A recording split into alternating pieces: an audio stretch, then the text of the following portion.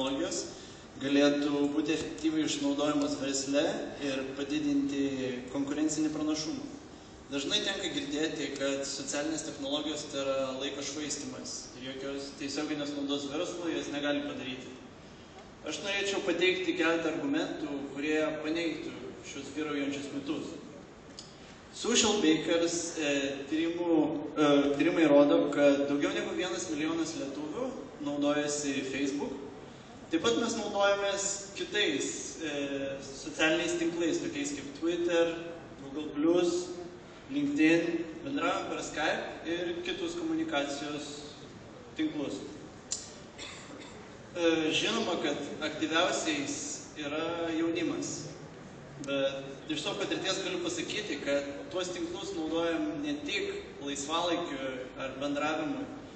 Jie dažnai gali labai pagelbėti studijose, pavyzdžiui, apklausos, kai paprašom draugų, kad atsakytų, arba darbe, kai norim išgirsti feedbacką apie kažkokį naują produktą ar paslaugą.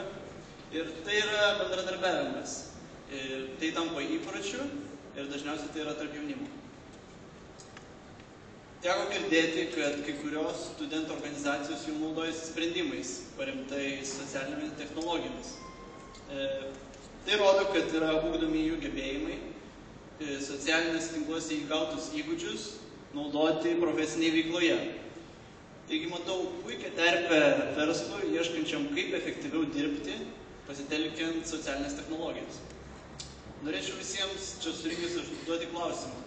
Ar norėtumėte, kad jūsų darbdavys jums suteiktų galimybę naudoti sprendimais paremtais socialinėmis technologijomis? O gal yra tokių, kurie jau naudojasi tokiais sprendimais? O paklausite, o kodėl verslui naudinga tas socialinės technologijos? Visų pirma, tai didina darbuotojų produktyvumą. Kompanijos McKinsey atlikto tyrimo metu išaiškėjo, kad darbuotojai, kurie kasdieniniai veiklai naudojasi socialiniais tinklais, jų efektyvumas padidėjo 25%. Tai puikus įrodymas, kad metas ir Lietuvos kompanijoms pradėti naudoti šiomis technologijomis.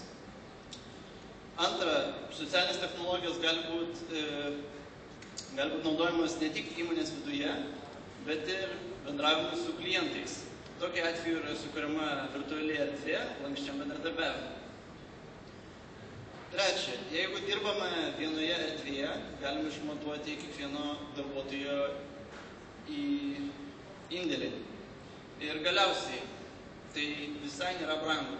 Nereikia diegtis keliasdešimt tūkstančių kainuojančias technologijas. Užtenka parsisiųsti nemokamą demo versiją arba užmokėti už paslaugą vos keliasdešimt litų. Kokie yra privalumai tokių technologijų? Visos įmonės informacija yra vienoje vietoje. Tai yra erdvė, kurioje darbuotojai gali bendradarbiauti ir spręsti vieni kitų kilusias problemas. Tai yra erdvė, kurioje geriausias dalykas yra, kad idėjas gali skleisti kiekvienas darbuotojas. Ir tai suteikia darbuotojų įsitraukimą ir daro juos labiau vertingus kompanijai. Dar vienas privalumas, kad naudojantis socialinėmis technologijomis, darbas nėra apribotas nei vieta, nei laiku, nei įrenginiu. Pavyzdžiui, dirbantys studentai. Neretai yra sunku suderinti paskaitas ir darbą, tačiau galime dirbti mobiliai ir padaryti studentą lankstų. Ir jis svarbiausias yra rezultatas, bet nesvarbu, ar jį pasieksime biure ar už jo ribų. Sprintė tyrimai atlikta apklausa teigia, kad 20% lietuvių norėtų ir galėtų dirbti lankščiai.